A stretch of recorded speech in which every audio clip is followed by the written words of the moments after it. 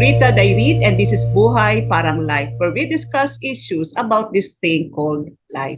Thank you, my dear viewers, my dear kabuhay, for tuning into this episode. I invite you to please like, share, and subscribe to our YouTube channel and Facebook page. Buhay Parang Life is part of Faith Watch TV, and I encourage you to download the Faith Watch app on your mobile device. We read and value your comments, so please feel free to write down your comments and suggestions below. I have a fellow podcaster in my show today, ang inaanak ko sa kasal. Let us all welcome Carlos Antonio Palad, or Caloy to his friends and colleagues in the pro-life movement. Hello, Caloy. Hello, Ninang Rita. Thank you for inviting me to your show.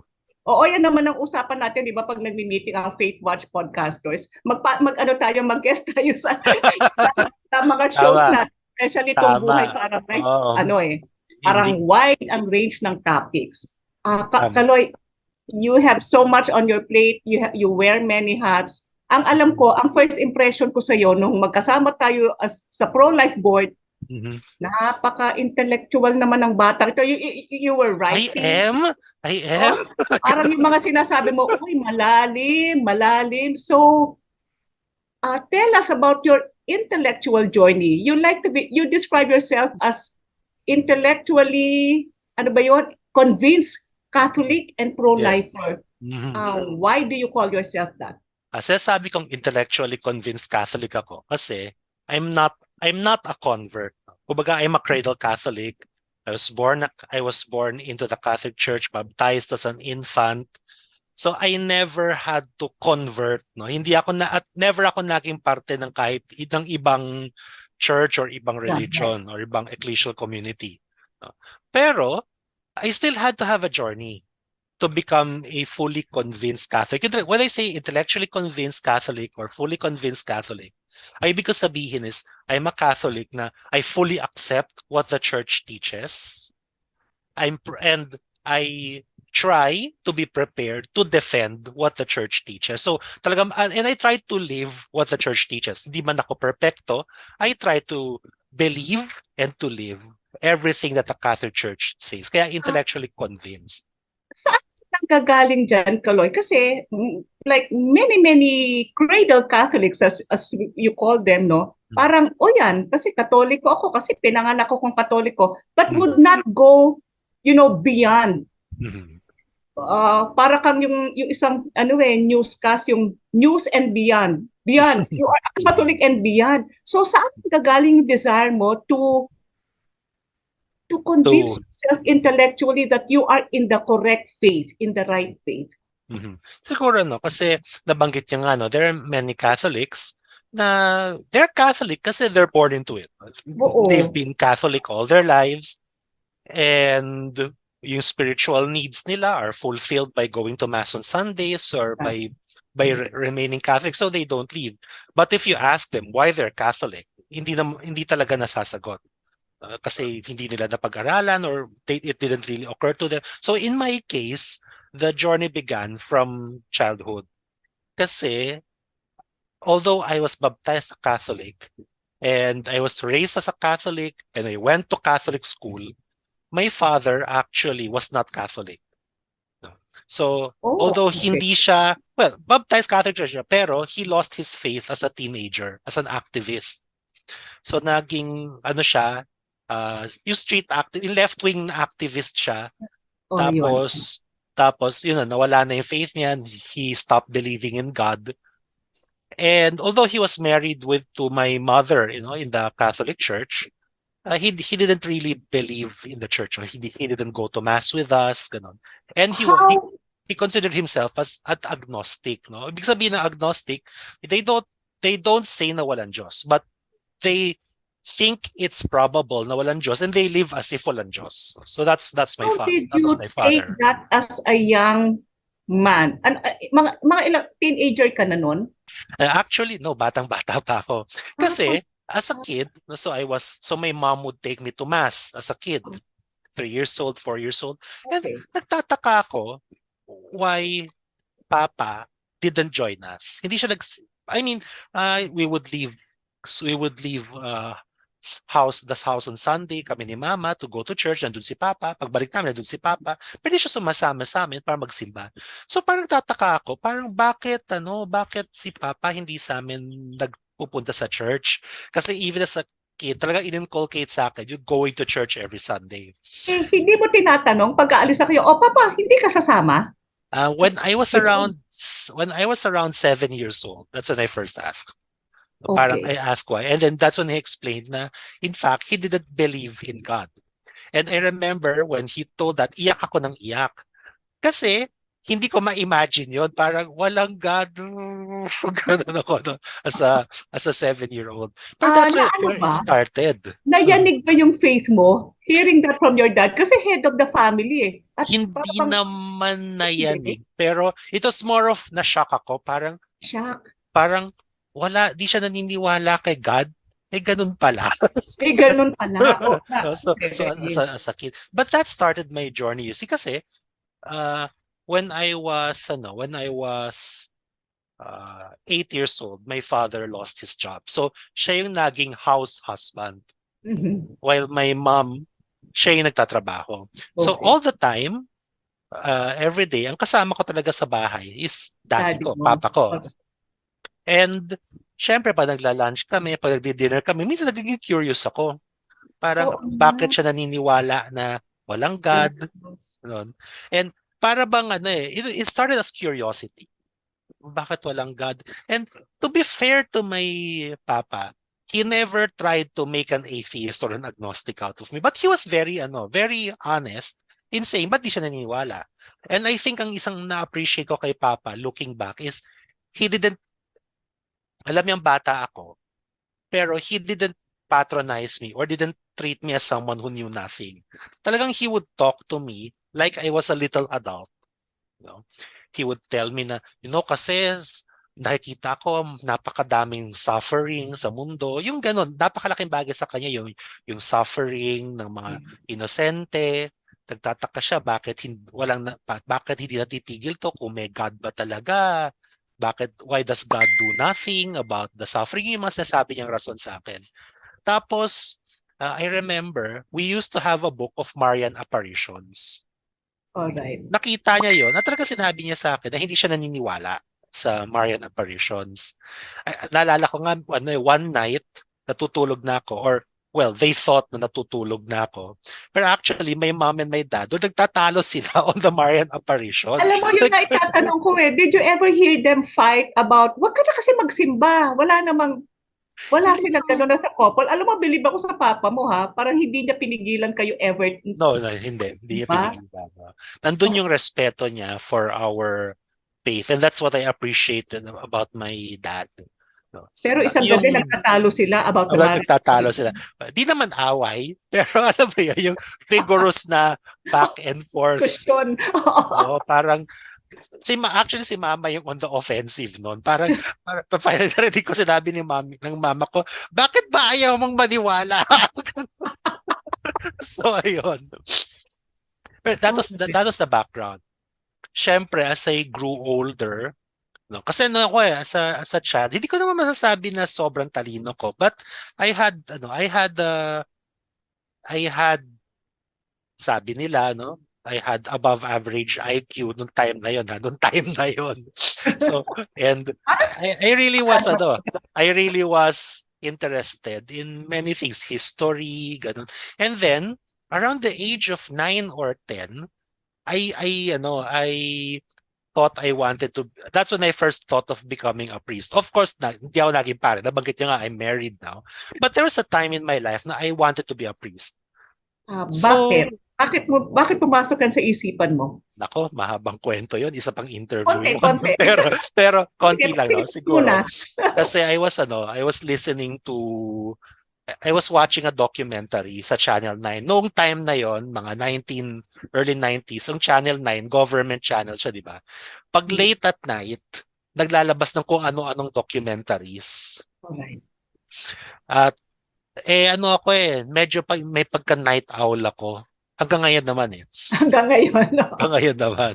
So I was watching one of these documentaries. And it was about yung mga bata na napipilitang mag-work sa mga sugar plantations Okay. sa isang country sa Caribbean. Naawa ako. And parang pumasok na sa utak ko na siguro if I become a priest, I can help these kids. May May ganun ganun, din. may Alright. ganun. And, and because of that, a transformation took place sa akin. Up until that time, actually, hindi ako mahilig sa religion. Sa mga ano ko, sa classes ko noon, palaging maganda grades ko except sa religion class. Religion class, bokya ako.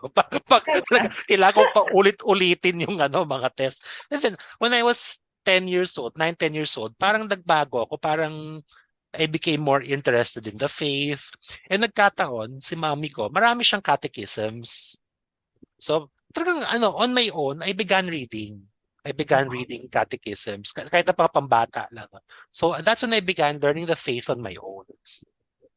Si Papa naman, nakikita niya yon. Hindi naman sa nagalit siya sa ginagawa ko, pero I think parang I think nandun pa rin yung desire niya na, kumbaga, rinerespeto niya yung pagiging religious ko, pero, pagiging Catholic namin ni Mama, pero he wanted me to understand. But nga, hindi siya naniniwala sa Diyos. So Yes. our discussions became more serious. Oh, He okay. would talk about why he did it. Talagang, talagang sinabi niya sa akin na hindi Feeling siya ka kasi may naniniwala. edad ka na rin eh. Oo. So, Nagkakaedad ka na.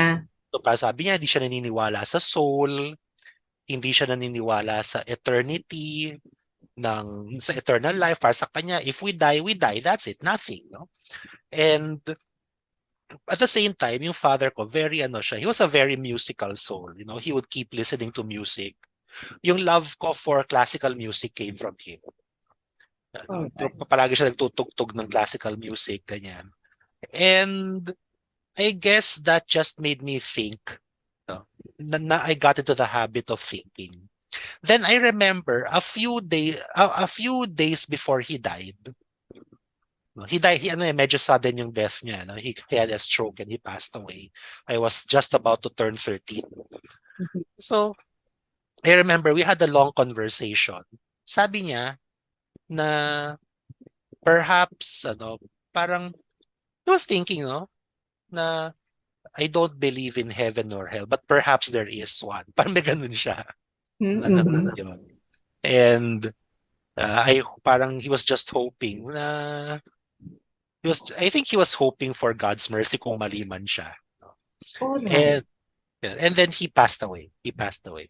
Oh, And I remember yung kuya niya, balet tito ko, no, told me na just before he died, he was actually in Tondo attending yung fiesta ni San Jose.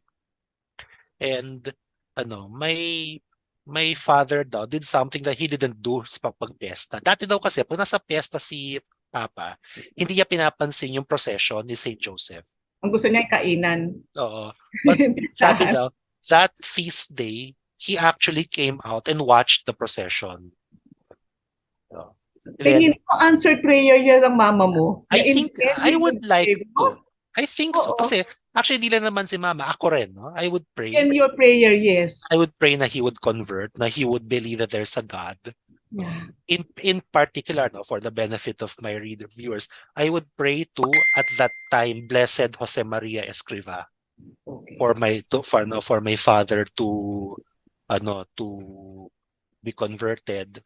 Then I don't know. I don't know what was going on in his mind. Pero the day he died, I think he had a premonition of what would happen kasi he gave me a lot of papunta ako ng school, papasok ako ng school. And my papa gave me money twice for Oh. my baon. Ang dami. So I was like, parang, bakit ang dami pera binibigay ni Papa sa akin ngayon? Turns out, later I needed that to get the taxi to To bring him to go the home. hospital. Okay. Ganon. Yeah. Anyway, so I hope the Lord heard us and he became, and kahit pa paano at the Right. moment, parang siguro, he was thinking na may Diyos nga siguro, and then God took him na before before he left, before he changed his mind again. But I would like to siguro segue a bit. Uh, after that, siyempre, naman kami, we were Catholics, kami ni Mama. Pero siyempre, as I became a teenager, I began having questions as well. Okay. Teenage, parang mga some of my father's questions. Bakit biglang nagkaroon ka from friends? Or parang bumabalik lang yung mga sinasabi ng papa mo sa'yo? Siguro, partly because of yung naalala ko, in particular yung question of suffering. Okay. Parang kasi I'll admit I have a sensitive soul When I see people suffer, it's hard for me All right. So I was asking bakit nga ba people suffer. Tapos I was beginning to ask questions rin why why is it that we Christians believe that we have to depend on God for everything. Parang there was a time in my teenage years na parang I felt na wala tayong control sa buhay natin, para lang tayong puppets ng Diyos. May mga ganun akong thoughts. Alright. Parang hindi ba pwede na si God, pabayaan tayo to make our own decisions in life? Parang kailangan ba lahat nakaasa sa Kanya? I had those questions. Saan mo dinala yung questioning spirit mo? Okay. Well, I actually had a series of spiritual experiences when I was 14 and 15. Series of spiritual experiences? Yeah, like what? I did. Parang, well, nothing extraordinary. Pero yung lang, kasi then and now, I'm quite an introspective person. I can sit down for hours just nagmumuni-muni lang. Nag-isip lang. I see that in you. Oo, ganyan ka. Very introspective, right? And then, parang I remember looking at a window, na madumi. But the light was going through it. And parang I had an instinctive understanding na ganyan that's how God, na parang when the light of God shines through us, when God makes use of us, it's not to make us slaves. It's not to make us puppets. It's not because tinatanggalan niya tayo ng ating freedom. It's precisely so that in shining through us, tayo mismo magkakaroon tayo ng saysay. Tayo mismo magkakaroon tayo ng meaning sa life. Kasi a window without light. Kasi a window without light is useless, di ba? A window na may window ka nga, wala namang light outside, so you don't see anything. And it's the light of God. It's the light that, because there's light, windows are of use. In the same way, tayo, we don't have anything of ourselves. That's entirely our own. Lahat binibigay sa atin ng Diyos. So parang doon ko na-realize na it's because of God that we have any meaning at all in life. Anyway, so that I had that intuition na we dapat talaga maniwala tayo kay Lord, na we must believe in Him strongly, firmly. Pero I still needed to flesh that out intellectually. At the age of 16, nag-UP ako. UP philosophy. Now, UP philosophy, for those who understand, UP philosophy, pugad yan ng mga atheist, mga agnostic, yung mga hindi naniniwala sa Diyos. And yung mga professors ko, ang gagaling. No? Pag challenge nila belief in God, ang gagaling nila. No? Wala akong masagot. Hindi ko alam kung paano ko sila sasagutin. So, ang ginawa ko dyan, naging laman ako ng library ng UP. Basa lang talaga ako ng basa ng libro noon. Actually, ang nangyari nga, to be honest, I neglected my own studies. My grades were mediocre. Because you were focused on countering your philosophy professor. Kasi I was focused on my own reading, my own research. Iba inaaral Na, mo, hindi yung mga oh, subjects mo sa school. hindi yung subjects ko sa school, yung inaaral ko. But looking back, Yeah. hanggang ngayon, the amount of reading I did there still helps me today.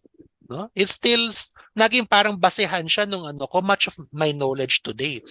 At I remember, isang ginawa ko noon, meron sa UP library noon na Butler's Lives of Saints. Mm-hmm. It's a 4-volume set na very detailed yung mga buhay na iba't ibang santo. Well, hindi ko naman binasa lahat yun. Pero I read a lot. I read a lot of the lives of those saints. And for the first time, alam niyo, ganito yung nangyari sa akin eh. Hindi ko masagot yung mga answers ng aking mga professors. Mm-hmm. But I can see that the Catholic Church produced holiness. Yung holiness na hindi mo makakaila, hindi mo madedenay. Yung Mm-hmm. holiness na talagang, wow, no? Talagang pag binasa mo, talagang, wow, may mga santong ganito.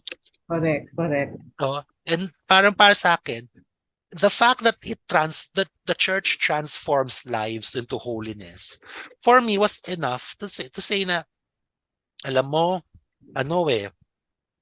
kahit na hindi ko ma-prove at that time why I should believe the things I believed in, I already felt in my mind na if the church can produce saints this great, then it must be teaching something worthwhile.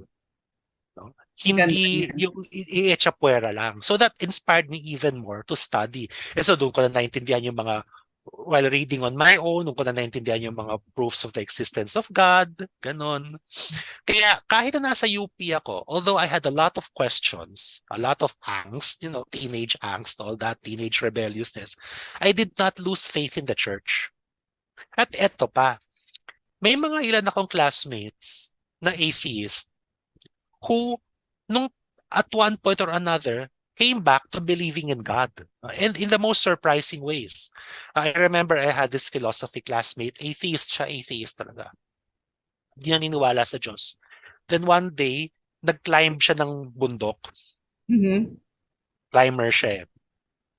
Sabi niya, habang nakatingin siya sa araw, coming through the clouds, bigla na lang siya parang na-convince, yes, there is a God.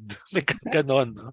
Tapos, I Shinare niya remember, yung story na yun sa'yo, knowing that shinare you niya yung, are, oo, share niya yung story na yun sa akin, knowing that I was a believer. yes. Yun ang term ng tayo na yun, pag naniniwala sa God, oh, you're a believer. Or you're a Ganon. theist. Kasi You're a maraming theist. non-believers doon sa camp. Maraming non-believers. So, pero believer in the sense of parang dali maniwala, yung ganon, yung parang medyo slightly pejorative, slightly Mm-hmm. negative. Now, may isa pa akong classmate na napaka-vocal sa pagiging atheist. Then one day, I was in a Bible quiz set up by the Born Again in UP. Nandun lang ako. Nagulat ako, katabi ko.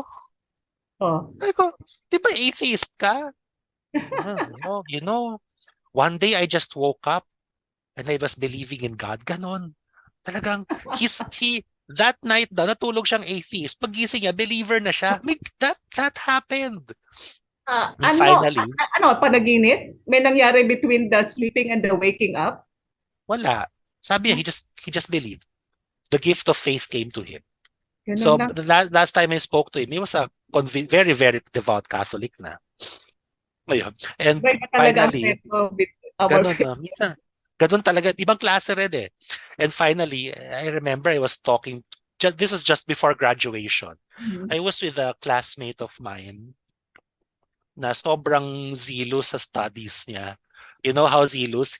He racked up 300 units of classes during his stay in UP. Ganun siya kadami, ganun Nakakala ko kadami. sa college, 21 units per semester kami noon eh. Oh, Kasi 18 to 21. Oo, Minsan 18 to 15 na. 21. So, 42, 4 years, mga ganun lang. Sa UP, ang normal 15 to 18. Siya, he ended up racking 300 units. Ganun siya kadaming classes mag-take. No? Then, kausap ko siya, nalaman ko, naniniwala na siya sa Diyos.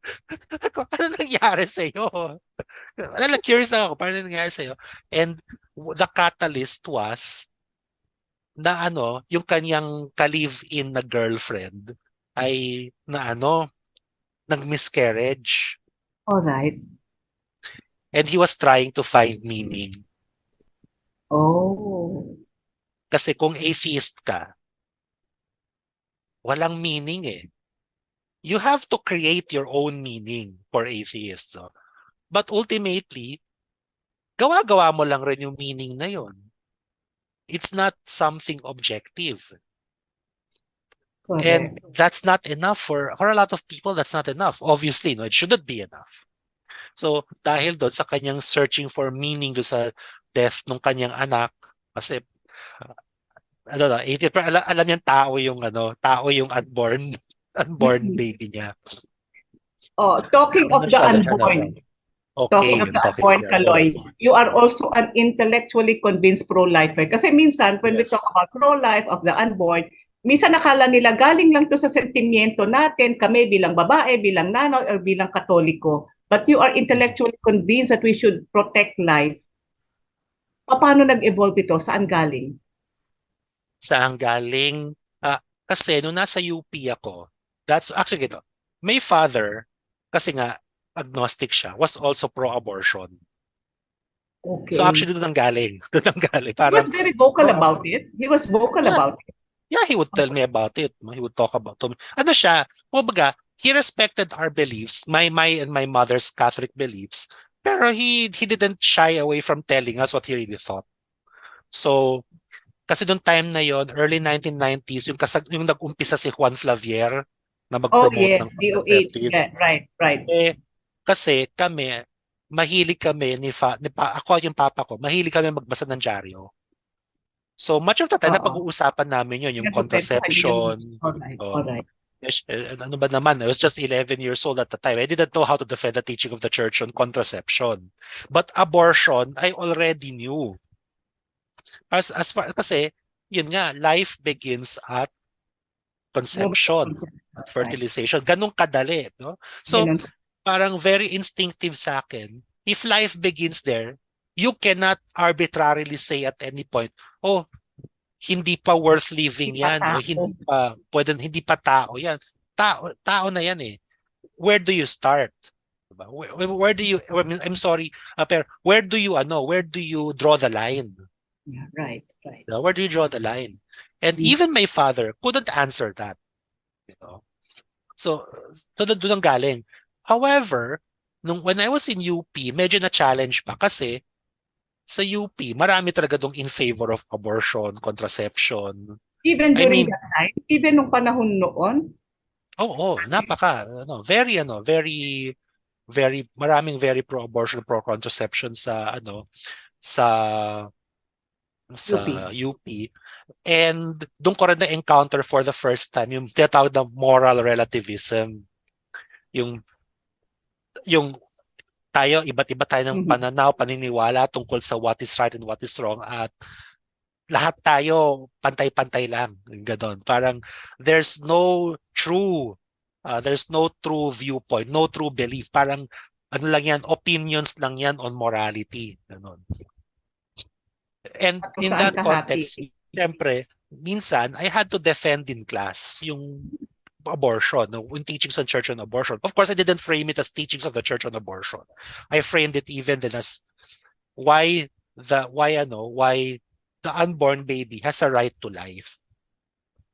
Okay. So even then, Alright. So, so doon nanggaling yon. But I can tell uh, you, yeah, ang isang no, naging instrument sa akin in becoming pro-lifer was I graduated from college 2003. Then in 2005, I became a member of Defensores Fidei Foundation, which is a group alright. of Catholic apologists. Then through Defensores Fidei Foundation was a good friend of Sister Pilar. Oh. So Mhm. Sister Kaya pala, Pilar would invite na-discover ka. so Sister Pilar would invite us once a month to guest on her show on Radio Veritas to defend the teachings of the church. Alright. And then in-invite niya ako 2006 to be a member of Pro-Life Philippines. So nangyari, She even published my first article which is against contraception. Na inargue ko doon na, the church cannot compromise just because the world wants it to compromise, because, we are the church, we have our teachings, and these are our principles. So we cannot simply break our principles for the sake of popularity. Ganun yung gist ng article ko. So that's where my journey to being a pro-lifer began. Of course, that's a vastly simplified story, no? If I have to tell the whole story, it's probably a book.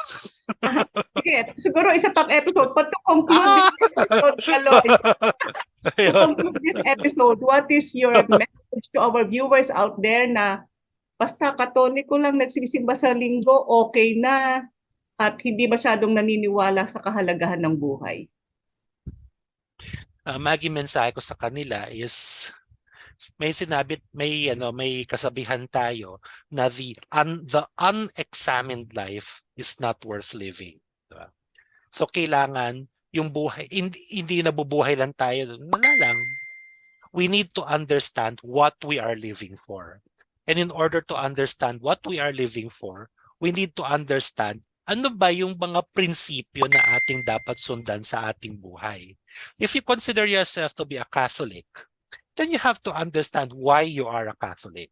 Kasi hindi naman pwede na Katoliko ka lang, but you say you're Catholic, but you don't really believe in what it says. Because Catholicism is a whole system, a whole religion, a whole way of life. As Catholics, we actually believe in certain things. Hindi pwede yung Katoliko ako, pwede ako naniniwala sa Diyos, for example. Hindi pwede yun. No? Kasi kung Katoliko ako, pero gusto ko mag-contracept kasi ayoko ng maraming. Hindi rin pwede yun. And so it's actually up to us, to each one of us as Catholics, to study our faith. Wag din natin gawing excuse yung kasi yung simbahan wala namang ginagawa eh. Alam niyo ngayon, in the age of the internet, ang dali na pong maghanap ng information. No? Siguro just for the sake of our viewers, no, kung meron mang viewers tayo who don't know where to start, a good place to start is Catholic Answers. It's a website called Catholic Answers. It's simply www.catholic.com.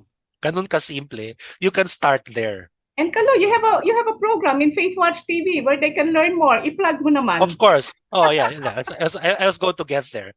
So sa Faith, yun yung for the basics, yung pinaka-basics andun. Then syempre on Faith Watch, marami tayong mga programs. Tong Buhay Parang Life is one of the most consistent. Actually, I think you're the most consistent, Ako naman, meron akong Voices of Faith. Although medyo natigil ako for some months, but promise, babalik ako soon. Babalik ako. And of course, your previous episodes are still in the channel, so they can always go back to it. They can always go to the to my previous interviews where I discuss a lot of issues relating to the Catholic faith.